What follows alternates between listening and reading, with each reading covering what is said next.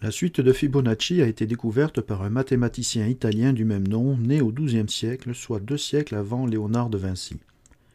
Son amour pour les nombres et pour la nature a permis à Fibonacci de découvrir une suite numérique que l'on retrouve à tous les niveaux de la création.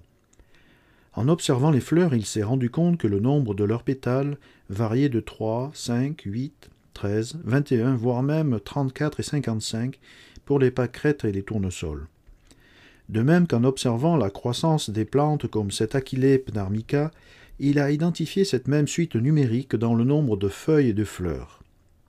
Ce qu'il y a de plus étonnant encore, c'est que ce modèle de croissance peut s'appliquer à n'importe quelle espèce vivante, y compris chez l'être humain. Si on considère qu'une femelle qui s'accouple avec un mâle ne peut donner qu'une femelle et un mâle, on observe alors la filiation suivante qui est en totale conformité avec la suite de Fibonacci. Nous avons donc le premier couple qui constitue la première génération. Il donne naissance à un mâle et à une femelle. Cette femelle de deuxième génération donne naissance à son tour à un mâle et une femelle, tandis que le mâle s'accouple avec une autre femelle. Cela nous fait 3 individus sur cette lignée. Les 2 femelles de la troisième génération donnent chacune naissance à un mâle et une femelle, tandis que le mâle restant s'accouple avec une autre femelle. Nous avons donc 5 individus sur cette lignée. Les 3 femelles de cette quatrième génération donnent chacune à leur tour naissance à un mâle et une femelle, tandis que les 2 mâles restants s'accouplent avec 2 autres femelles. Cela nous fait 8 individus pour cette lignée, et ainsi de suite, avec 13 individus pour cette 5e génération. Nous retrouvons de nouveau la présence de cette fameuse suite de Fibonacci. Voyons maintenant de plus près ce qu'est cette suite de Fibonacci d'un point de vue plus arithmétique. Comme nous l'avons déjà aperçu, cette suite numérique est exclusivement composée de nombres entiers, 1, 2, 3, 5, 8, 13, etc. Sa première particularité est que chaque nombre provient de l'addition des 2 précédents. Par exemple, 1 plus 1 égale 2, 2 plus 1 égale 3, 3 plus 2 égale 5, 5 plus 3 égale 8, 8 plus 5 égale 13, etc., etc. Sa seconde particularité, et c'est vraiment elle qui fait toute la différence et qui fait que cette suite de Fibonacci vaut vraiment son pesant d'or, si je puis dire, c'est la présence du nombre d'or dans le rapport entre ces nombres. Sauf au début, puisque 2 divisé par 1 égale 2 et 3 divisé par 2 égale 1,5. Phi commence à pointer son nez avec le rapport 5 divisé par 3 qui fait 1,66, jusqu'à ce que les rapports suivants soient de plus en plus proches de la véritable valeur de Phi, à savoir 1,618. Voyons maintenant comment se traduit cette suite de Fibonacci d'un point de vue géométrique. Prenons le carré par exemple pour commencer. En prenant comme étalon un carré d'une unité de côté pour le chiffre 1, nous avons donc ce premier carré, puis un second identique pour le 1 suivant. 1 plus 1 égale 2 qui se traduit par ce carré orange de 2 unités de côté. 2 plus 1 égale 3 qui se traduit par ce carré jaune de 3 unités de côté. 3 plus 2 égale 5 qui se traduit par ce carré vert de 5 unités de côté. 5 plus 3 égale 8 qui se traduit par ce carré bleu clair de 8 unités de côté. Et 8 plus 5 égale 13 qui se traduit par ce grand carré bleu foncé de 13 unités de côté. Vous avez peut-être remarqué que j'ai volontairement placé ces carrés dans un sens rotatif autour du premier carré rouge. Ceci en fait pour mettre en évidence la présence de cette spirale aux traits rectilignes qui est constituée de diagonales successives que l'on trouve dans chacun de ces carrés. Et si on trace un quart de cercle dans chacun de ces carrés de taille croissante, nous obtenons cette spirale aux lignes courbes. Cette spirale se retrouve tout naturellement à tous les niveaux de la création comme les plantes, les coquillages, les cornes de certains animaux, l'organisation des motifs dans la roue du pan, la façon qu'ont les chats de s'endormir en s'enroulant, ainsi que les cyclones par exemple. Voyons maintenant de plus près une pomme de pin. On peut y voir qu'il y a 8 spirales qui tournent dans le sens horaire et 13 spirales qui tournent en sens inverse. Nous retrouvons 2 nombres de la suite de Fibonacci, à savoir le 8 et le 13, qui font apparaître le nombre d'or lorsqu'on divise 13 par 8. Nous retrouvons ce même agencement dans la fleur de tournesol, sauf que dans ce cas, nous avons 34 spirales dans un sens et 55 dans l'autre. 34 et 55 sont également deux nombres présents dans la suite de Fibonacci. Voici donc deux exemples qui mettent en évidence comment la nature s'organise pour être en harmonie avec les lois de l'ordre cosmique. Un autre exemple de cet agencement selon la suite de Fibonacci avec ce coquillage.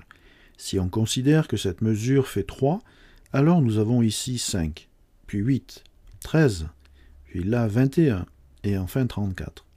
De même à gauche, si on considère que cette portion fait 3, alors apparaît de nouveau la suite de Fibonacci.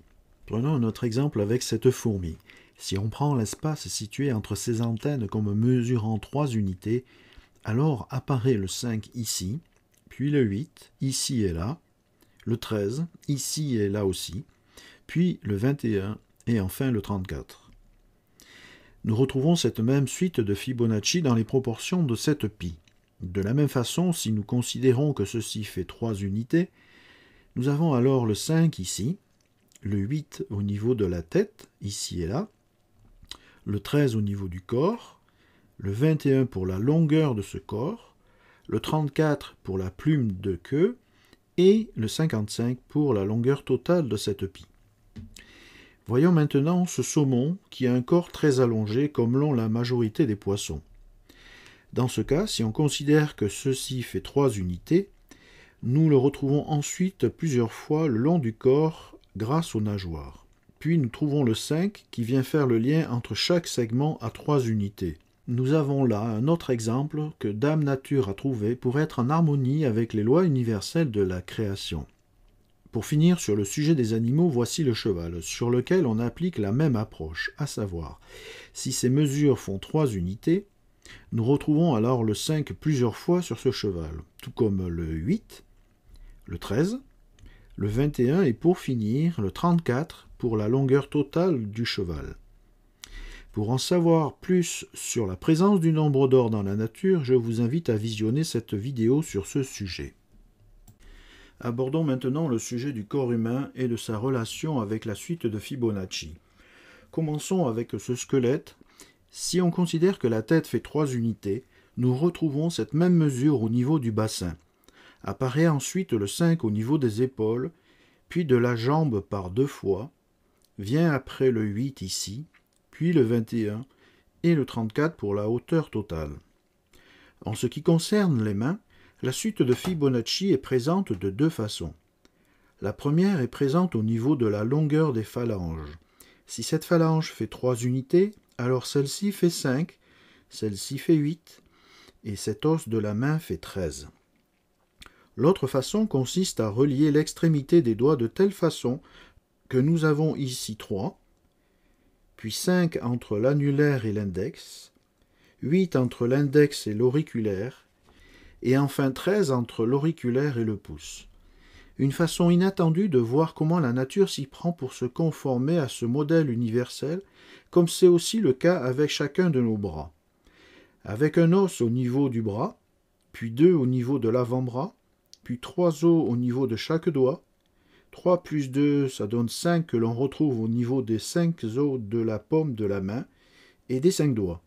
Puis 5 plus 3 égale 8. 8 os que l'on retrouve au niveau des os du poignet.